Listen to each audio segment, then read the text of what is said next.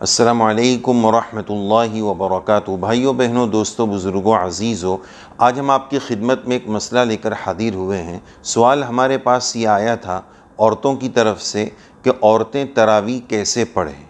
Short میں تو جواب یہی ہے کہ جیسے مرد پڑھتے ہیں اسی طرح عورتوں کو بھی پڑھنا ہے، اس میں کوئی الگ فرق نہیں ہے۔ یعنی 20 رکعت تراویح سنت مؤکدہ جس طرح مردوں کے لیے ہے، اسی طرح 20 رکعت تراویح سنت مؤکدہ عورتوں کے لیے بھی ہے۔ دونوں کے لیے تراویح کا حکم سیم ہے کہ سنت مؤکدہ ہے اور دونوں کے لیے 20 رکعت ہے۔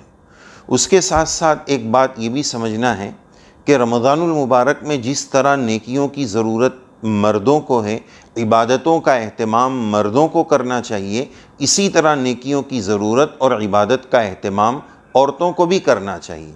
جیسے مرد حضرات کے لیے اعتکاف مسجد میں ہے تو خواتین کے لیے، لیڈیز کے لیے اعتکاف ان کے گھر کے کمرے میں ہے، تو اسی طرح نیکیوں کی ضرورت دونوں کو ہے۔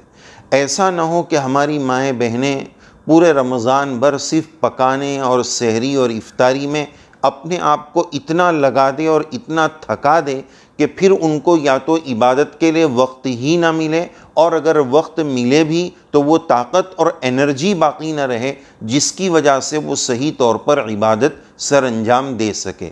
اس لیے کام لمٹ میں کریں، گھریلو کام کاج اتنا زیادہ نہ ہو، افطاری سحری اور پکوان اتنے زیادہ اس میں مشغولی نہ ہو کہ عبادت متاثر ہو جائے۔ اس کا خاص خیال عورتوں کو بھی رکھنا چاہیے اور گھر کے مردوں کو بھی اس کی فکر رکھنی چاہیے کہ ہماری مستورات اور لیڈیز بھی صحیح معنی میں رمضان میں عبادت کا اہتمام کر سکے۔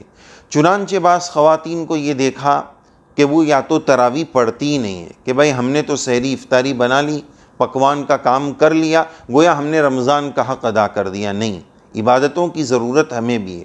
تو بعض خواتین تو تراویح پڑھتے ہی نہیں ہیں، اور بعض پڑھتے ہیں تو بیٹھ کر پڑھتے ہیں۔ اگر کھڑے رہ کر پڑھ سکتے ہیں تو کھڑے رہ کر پڑھنے کا اہتمام کرنا چاہیے۔ یہاں تک کہ بعض عورتیں تو فرض نمازیں بھی بیٹھ کر پڑھ لیتی ہے، قیام فرض ہے، وہ نماز ہی نہیں مانی جائے گی۔ تو بہرحال اس کا خیال رکھیں، 20 رکعت پڑھیں، کھڑے رہ کر پڑھیں۔